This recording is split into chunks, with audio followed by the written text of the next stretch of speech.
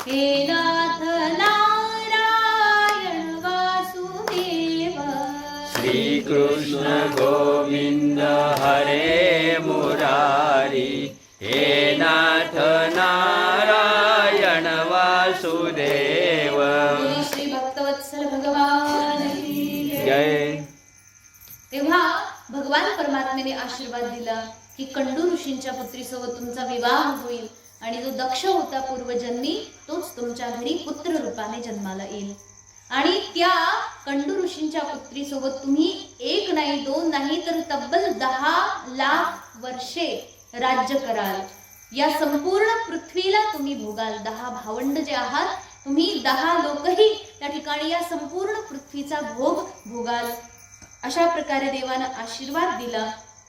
भगवान परमात्म्याचा आशीर्वाद प्राप्त करून सगळे प्रचेतागणांचे पुत्र प्रचेतागण जे आहेत ते खूप आनंदित झाले।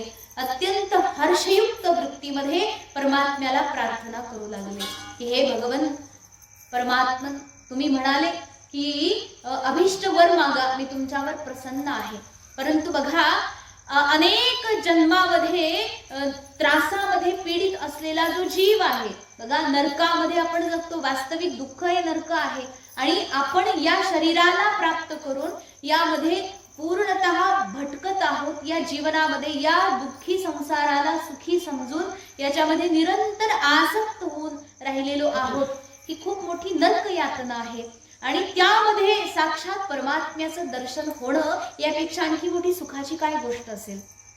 तेव्हा ते सांगतात की परमात्मन, अशा वेळी बघा आमच्यामध्ये अनेक प्रकारचे दोष आहेत, या सर्व दोषांना त्या ठिकाणी विसरून तुम्ही साक्षात या ठिकाणी दर्शन देण्याकरता आम्हाला आला आहात, हे आमचं परमभाग्य आहे।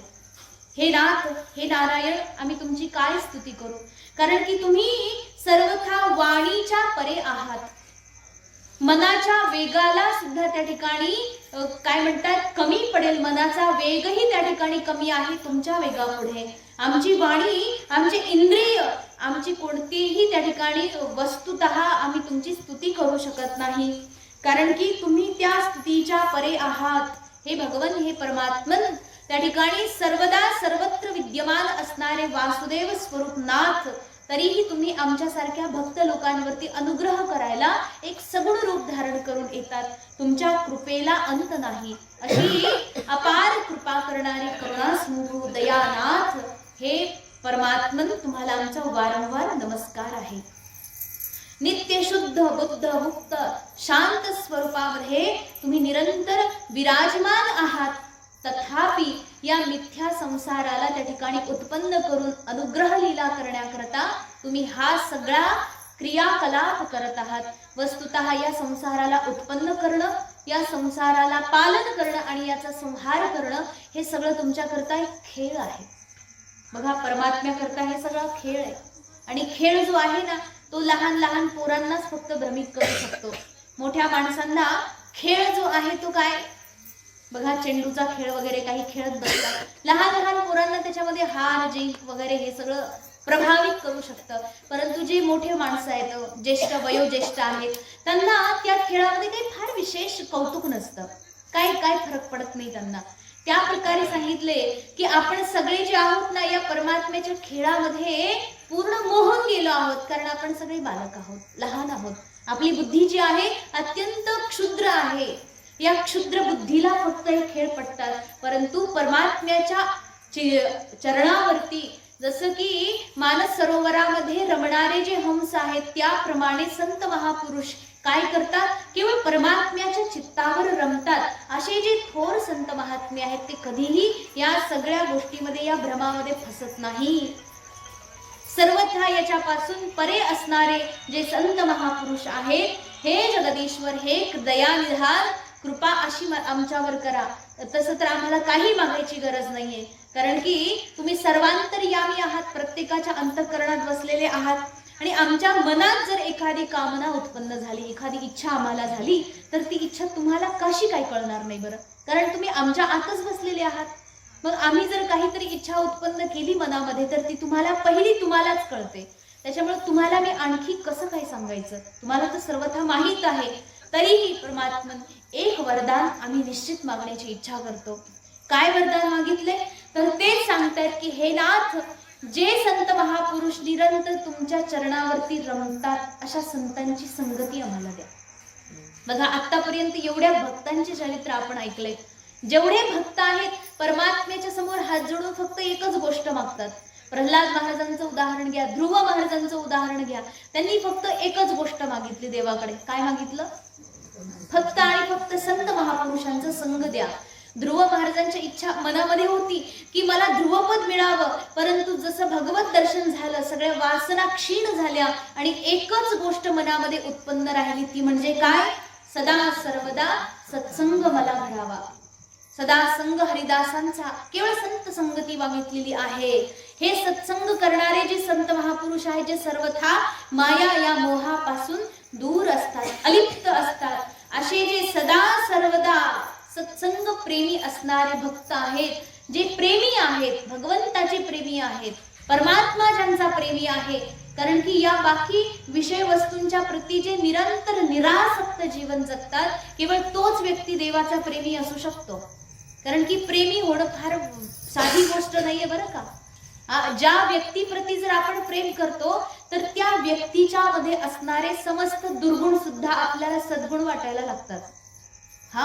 एखाद्या व्यक्तीचे जर दुर्गुण असतील तर त्याला सुद्धा आपण स्वीकार करतो. कारण की का? कारण याच्यावर माझं प्रेम आहे. हे प्रेमच एक असं बंधन आहे ज्या ठिकाणी आपल्याला सर्वस्व त्याचं आपलंसं वाटायला लागतं आणि आपलं सगळं काही ते त्याचं आहे हा भाव त्या ठिकाणी उत्पन्न होतो. आणि हे प्रेम जे आहे जर संसाराप्रती नसून जर त्या ठिकाणी भगवान परमात्म्याप्रती असेल, हे प्रेम की तो परमात्मा जो आहे त्याचं सगळं हे माझं आहे आणि माझं सर्वस्व हे त्याचं आहे, अशा प्रकारे समर्पित भाव ज्या भक्तांचा आहे तो प्रेमी भक्त आहे. आणि अशा प्रेमी भक्तांचा हा संग मला द्या, जेणेकरून मला शिकता येईल की प्रेम काय आहे, परमात्म्याप्रती भाव कसा असावा, भक्ती त्याची कशी केली जाते हे आम्हाला कळावं. आणि हे भगवंत, जसं तुम्ही आता म्हणाले की 10 लाख वर्षे, ते पण कसे, साधे मनुष्य वर्ष नाही, दिव्य वर्ष. दिव्य वर्षांची गिनती फार मोठी आपण एकदा केली होती. तर असे जे दिव्य वर्ष आहे त्याप्रमाणे 10 लाख वर्षे आम्ही या संसारामध्ये राहणार आहोत, पत्नी पुत्रामध्ये फसणार आहोत, विषय भोगामध्ये राहणार आहोत. तर स्वाभाविक आहे याच्यामध्ये राहिलो की तुझं विस्मरण होणं स्वाभाविक आहे. बघा, साक्षात परमात्म्याचं दर्शन झालं, नारदजी महाराजांचा उपदेश झाला, त्या ठिकाणी साक्षात भगवान शंकराचा उपदेश झाला, तरी सुद्धा आम्ही एकदा प्रपंचात घुसलो की तिथे फसणार यात शंका नाही. म्हणून हे भगवन, आम्हाला एक कृपा करा की जरी आम्ही प्रपंचात गेलो तरी तुझा विस्मरण कधीही होता कामा नये, क्षणापुरताही तुझं विस्मरण व्हायला नकोय. त्याकरता आम्हाला सत्संगती वारंवार देत राहा. जेव्हा जेव्हा जेव्हा जेव्हा आम्ही प्रपंचामध्ये भटकत आहोत, फसत आहोत, मोहजाळामध्ये दुःखी आक्रांत होत आहोत, अशा वेळी पदोपदी संतांचा संग देऊन आम्हाला मोहपाशामधून दूर करण्याकरता मार्ग दाखवत जा. अशा प्रकारे भगवान परमात्म्याला या प्रचेतागणांनी प्रार्थना केली. निरंतर हे सखा, हे प्रियतम, हे प्राणेश्वर परमात्मन, केवळ तुझी कृपा आमच्यावर व्हावी, तुझ्या भक्तांचा संग आम्हाला घडावा आणि सदा सर्वदा तुझ्या ठिकाणीच आमचं चित्त रमावं, अशा प्रकारची कृपा आम्हाला कर. अशा प्रकारे भगवान परमात्म्यानं त्या ठिकाणी त्यांना तथास्तु म्हटलं, आशीर्वाद दिला. प्रचेतागण काही त्यांची नजर अजून काही तृप्त झालेली नव्हती. बघा, 10,000 वर्षे तपस्या करून त्या परमात्म्याच्या दर्शनाकरता ज्यांची नजर आकुळ व्याकुळ झालेली आहे, काही थोड्याशा वेळामध्ये त्यांची तृष्णा शमन होणार आहे का? भगवान परमात्म्याचं दर्शन करता करता नेत्र थकत नाहीयेत. परमात्म्याच्या प्रती गदगद भाव आतुर होऊन त्या ठिकाणी नेत्राद्वारे ओसंडून वाहत आहे. परमात्मा त्या ठिकाणी अदृश्य झाले. भगवान परमात्म्याचा दिव्य उपदेश धारण करून त्या ठिकाणी प्रचेतागण जे आहेत समुद्राच्या पाण्याच्या बाहेर आले. आणि जसं ते पाण्यातून बाहेर आले, खड्ड्यातून वर आले, वर येऊन बघितलं तर पर्वत जे आहेत खूप मोठे मोठे दिसत आहेत. गरजेपेक्षा जास्त मोठी आकृती झाली आहे पर्वतांची. आणि त्या पर्वतांच्या वरती जी झाडं आहेत त्या झाडांची उंची तर मोजताच येणार नाही, एवढे उंच झालेत. एवढे उंच कशामुळे? यांना काही गरज होती एवढं उंच होण्याची?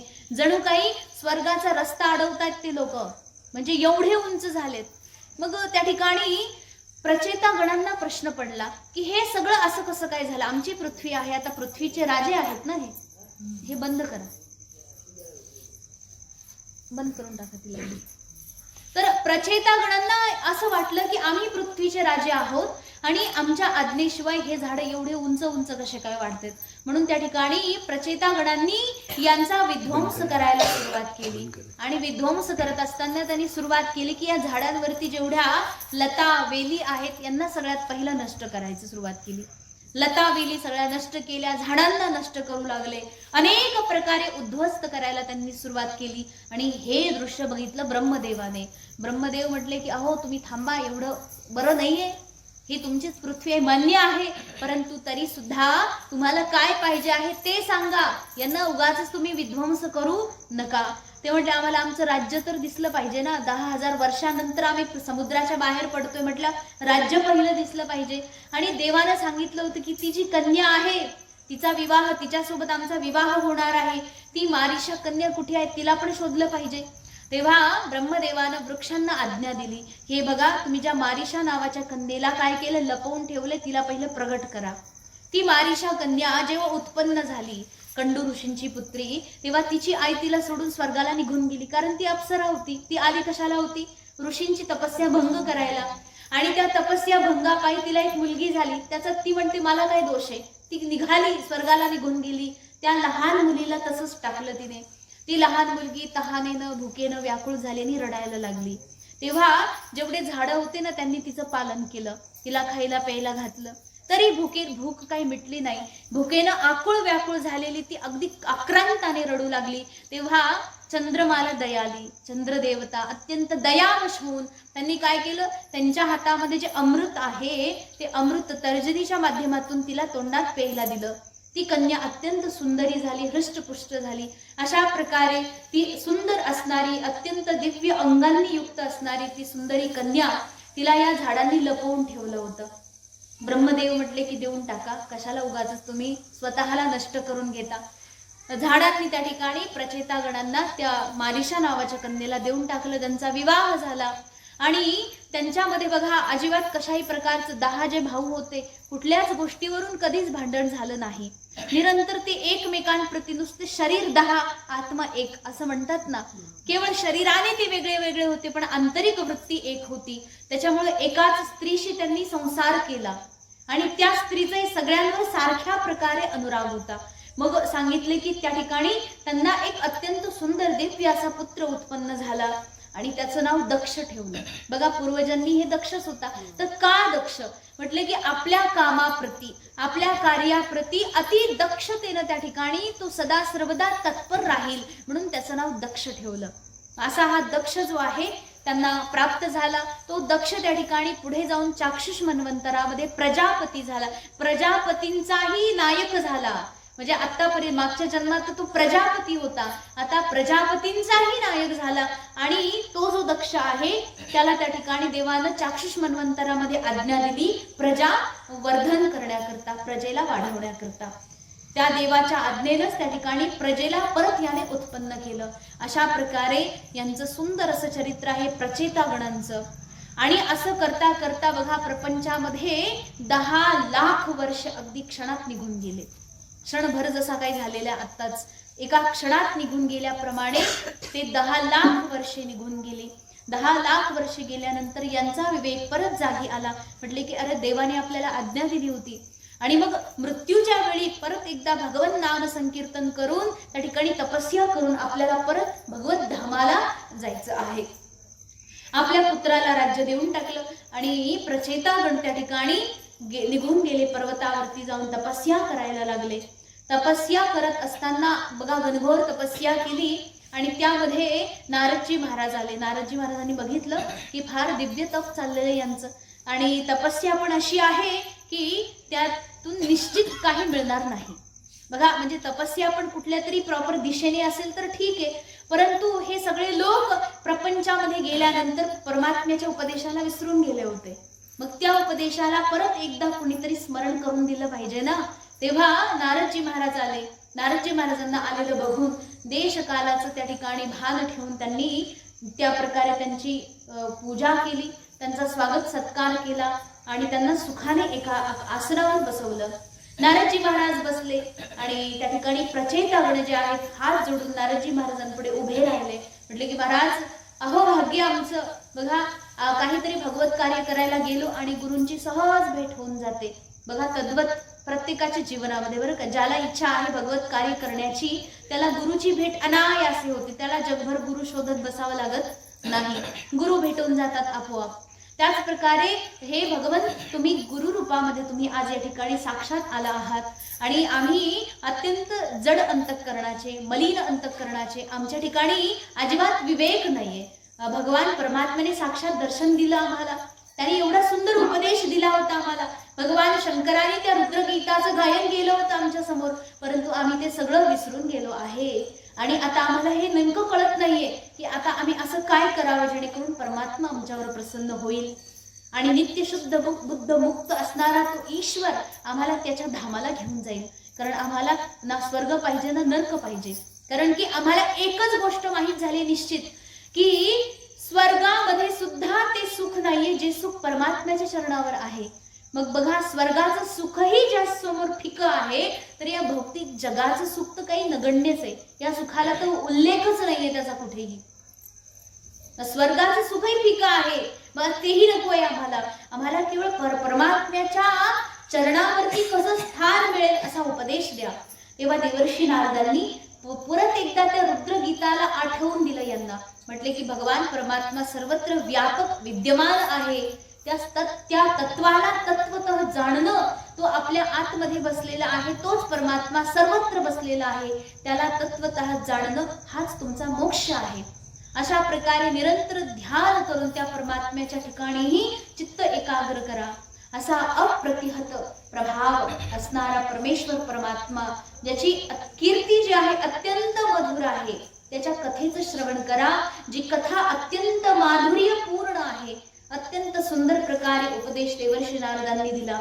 देवर्षी नारदांचा उपदेश ऐकून प्रचेतागण अत्यंत आल्हादित झाले. त्या उपदेशाला वारंवार चिंतन करून करून परमात्म्याची प्राप्ती केली आणि शेवटी भगवत धामाला ते निघून गेले. अशा प्रकारे भगवान परमात्म्याचे एकनिष्ठ भक्त असणारे राजा प्राचीन बर्ही आणि त्यांचे पुत्र हे कोण, प्रचेतागण, यांच्या उज्ज्वल कीर्तीला जर जो कोणी गायन करेल तो व्यक्ती सुद्धा या उज्ज्वल कीर्तीमध्ये सहभागी होईल. परमात्म्याची कृपा त्याला प्राप्त होईल. अशा प्रकारे प्रचेतागणांचा उद्धार झाला. ही दिव्य अशी सुंदर जी कथा होती ती त्या ठिकाणी सांगून दिली. म्हटले की महाराज बघा, आता हे असं आहे की याच्यानंतर जी पुढची दिव्य अशी कथा आहे. काय कथा आहे बघा. मनु महाराजांचे 5 संतान होते. आकुती, देवहूती, प्रसूती, प्रियव्रत आणि उत्तानपाद. त्यापैकी आकुती, देवहूती, प्रसूती या तिघींचं वर्णन झालेलं आहे. उत्तानपाद राजाचं सुद्धा वर्णन झालं. उत्तानपाद राजाच्या वंशाचं वर्णन झालेलं आहे. आणि याच्यानंतर आता राजा प्रियव्रत जो आहे तो राजा प्रियव्रत अत्यंत विरक्त होता.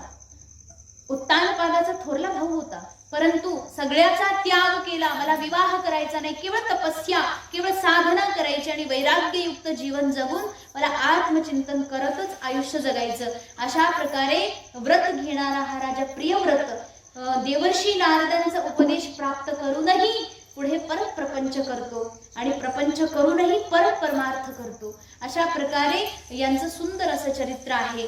तर हे चरित्रही मी तुम्हाला सांगतो. अशा प्रकारे त्या ठिकाणी महर्षी श्री शुकदेवजी महाराज राजा परीक्षिताला सांगतात.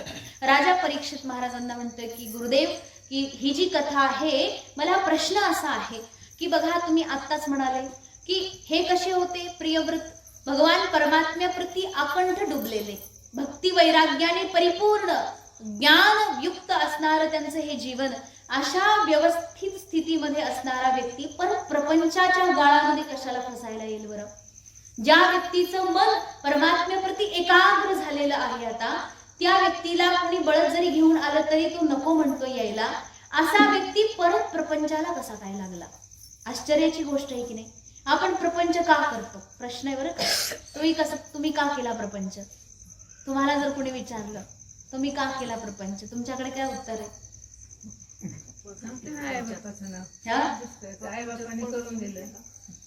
नाही, आई बापाने, अच्छा हा पण एक उत्तर भारी आहे. मला पण एकाने विचारलं होतं तुम्ही का संन्यास घेतला. मी त्याला म्हटलं तुम्ही का लग्न केलं. ते म्हणतं माहित नाही. म्हणलं मला पण माहित नाही. जे झालं ते होत गेलं, आम्हाला काही माहित नाही. अशा वयात संन्यास झाला, जेव्हा संन्यास काय असतो आणि लग्न काय असतं हेच माहित नव्हतं. त्याच्यामुळे संन्यास होऊन गेला, ते होऊन गेलं, तर काही कळालंच नाही. म्हणजे त्याच्या हिशोबाने बरोबर उत्तर दिलं. त्याने प्रश्न पण मूर्खासारखा केला की तुम्ही संन्यास का घेतला. आता काही प्रॉब्लेम होता म्हणून संन्यास घेतला का. संन्यास घेण्याचं काय कारण आहे. अहो लोक इतके निरर्थक प्रश्न विचारतात की नेमकी समस्या काय होती. का आता समस्या काय सांगायची. समस्या आणि समाधान हे आम्हाला दोन्ही माहित नाही. ज्यावेळी संन्यास झाला तेही माहित नाही. बघा, मग तोच आता उत्तर तुम्ही दिलं, जसं आई बापांनी लावून दिलं. जे झालं ते झालं, तरीही का झालं हा एक प्रश्न आहे. आपण आपल्या जीवनामध्ये याचा अर्थ स्वतंत्र नाहीये, परतंत्र आहे. बांधलेला आहे जीव, बंधनात आहे, आधीच बंधनात, आणखी अडकला बंधनात. म्हणजे याचा अर्थ आपण कुठल्या स्थितीमध्ये स्वतंत्र नाहीये. आपल्या जीवनाचा निर्णय जो व्यक्ती घेतो की मला करायचं काय, तो व्यक्ती स्वतंत्र आहे. काय करायचं, कारण की स्वाभाविक घरामध्ये जन्म झाल्यानंतर त्याचं लग्न होणं हे स्वाभाविक आहे. परंतु घरामध्ये जन्म झाल्यानंतर संन्यास घेणं हे स्वाभाविक नाहीये. स्वाभाविक नाहीये. त्या ठिकाणी जे आहे बघा, भगवान परमात्म्याची कृपा आहे, ते स्वाभाविक भलेही नाहीये, पण त्या कृपेमध्ये आपले परिश्रम, आपले प्रयत्न पण तेवढे समाविष्ट असतात. याचा अर्थ काय होतो की आपलं जे अंतःकरण आहे ते स्थिर नाहीये, परमात्म्याच्या प्रती स्थिर नाही. त्याच्यामुळे आपण विवाह करतोय. मग तिथं राजा परीक्षित म्हणाले की प्रियव्रत राजाचं अंतःकरण तर देवाप्रती एकाग्र झालं होतं, तरी पण त्याने परत विवाह कस काय केला, परत ते लग्न करून प्रपंचामध्ये कसे काय आले. आणि बरं आले असे नाही आले, ते गृहस्थ जीवनाचं विशेष रूपाने पालन केलं त्यांनी. असंच नाही की आसक्त युक्त होते, अजिबात नाही. कशा प्रकारे ते निरासक्त राहिले. जसं चिखलात कमळ राहतं, कसं काय ते निरासक्त राहतं, चिखलाचा स्पर्श होत नाही, तसं ते निरासक्त राहिले आणि शेवटी मोक्षही त्यांना मिळाला. हे चमत्कार कसा काय झाला. म्हणजे गाळात पण फसायचं आणि गाळ अंगाला लागून पण द्यायचं नाही, हे कसं शक्य आहे. हा, चिखलात उड्या मारायच्या भरपूर, पण अंगावर शिंतोडे उडायचे नाही, हे कसं शक्य आहे. फार मोठा प्रश्न आहे राजा परीक्षिताचा. महाराज श्री सुखदेवजी महाराज सांगतात की राजा तुझ्या प्रश्नाचं उत्तर देईल, परंतु तत्पूर्वी हा जो प्रसंग चाललेला आहे ह्याला मी पूर्ण करतो. काय प्रसंग आहे म्हणजे मैत्रेय ऋषींच्या जवळ हे विदुर महाराज कथा ऐकायला अजून बसलेले आहेत. कुठून बसलेत ते, दुसऱ्या स्कंधापासून आतापर्यंत ते बसलेलेच आहेत. विदुर महाराजांचे प्रश्न चालू आहेत आणि मैत्रेय ऋषींचे उत्तर चालू आहेत. आणि अशा प्रकारे या प्रश्नोत्तर सत्संगामध्ये विदुर महाराजांचं अखंड समाधान झालं. परमात्म्याच्या या भक्तियुक्त वचनांना स्मरण करून, चिंतन करून, श्रवण करून त्या ठिकाणी विदुर महाराज भावविभोर झाले, गदगद झाले. परमात्म्याप्रती अपार त्यांचं प्रेम त्या ठिकाणी उत्पन्न झालं. संसार अत्यंत मिथ्या आहे, केवळ आत्मचिंतन ही शाश्वत आहे, परमात्म्याचं स्मरण ही सुखदायी आहे. या गोष्टीला अंतःकरणामध्ये पूर्णतः त्यांनी बिंबवलं. आणि आता याच्यानंतर त्यांनी मैत्रेय ऋषींना प्रणाम केला. म्हटले की महाराज तुमचे फार धन्यवाद, साधुवाद. खरं तर जो व्यक्ती आपल्याला सत्संग सांगतो ना, त्या व्यक्तीप्रती साधुवाद ज्ञापित करणं हे फार मोठी काय म्हणतात ना आपल्याकडे औपचारिकता, छोटीशी क्षुद्र औपचारिकता आहे. त्यापासून आपण कधीही मुक्त होऊ शकत नाही. महान उपकार असतात. एखाद्याने जर आपल्याला सत्संग दिला तर समजायचं की आपण काय म्हणतो, आपण आपले प्राण जरी त्याच्या चरणावर ठेवले, जसं तुकाराम महाराज सांगतातच ना, काय म्हणाले, हा ठेविता हा पायी जीव थोडा. जीव जरी त्यांच्या पायी ठेवला तरी सुद्धा थोडं आहे ते. तर त्याच प्रकारची ती दिव्य भावना विदुर महाराजांच्या अंतःकरणात आहे की महाराज एवढी सुंदर कथा तुम्ही आम्हाला सांगितली देवाची. खरंच अंतःकरण शुद्ध झालं. परमात्म्याची ती दिव्य भक्ती आमच्या अंतःकरणात निर्झर वाहते. प्रेम परमात्म्याप्रती अगाध आमच्या अंतःकरणात उत्पन्न झालं. आणि याच्या बदल्यात मी तुम्हाला काहीही देऊ शकत नाही, कारण जेही देणार ते छोटं आहे. कारण की तुम्ही आम्हाला ते दिले जी सगळ्यात वास्तविक महत्वाची पुंजी आहे. म्हणून हे गुरुदेव, हे परमात्मा कृपा करा. कृपा करून त्या ठिकाणी निरंतर परमात्म्याचं हे चिंतन बनून राहील अशा प्रकारचा आशीर्वाद मला द्या. विदुर महाराजांनी मैत्रेय ऋषींना प्रणाम केलं आणि ते हस्तिनापुराला निघून गेले. अशा प्रकारे ही अत्यंत सुंदर दिव्य अशी कथा आहे. आणि या दिव्य कथेला जो कोणी व्यक्ती बघा, जो कोणी या चरित्राला स्मरण करेल, एतद्य शृणुयात राजन राज्ञा हरियन पितात्मनाम आयुर्धनम यशः स्वस्ति गतिम ऐश्वर्यमाप्नुयात. श्री शुकदेवजी महाराज राजाला सांगतात की राजन, हे इतकं सुंदर दिव्य चरित्र आहे की याला जो कोणी श्रवण करेल त्याचं वाढेल. काय वाढेल? त्याचं चरित्र. त्या ठिकाणी त्याचं जे दीर्घ आयुष्य आहे, आयुष्य दीर्घ काळापर्यंत तो जगेल, धन धान्याने समृद्ध होईल, त्याचं यश त्रैलोक्यात पसरेल. क्षेम, क्षेम म्हणजे स्थैर्य. क्षेम जे आहे, योगक्षेम ज्याला म्हणतात ना, क्षेम म्हणजे त्या ठिकाणी एकत्रित होणं, संचय होणं. केवळ धन आणि लक्ष्मी इत्यादी मिळणं आणि ते टिकून राहणं याच्यामध्ये मोठा फरक आहे.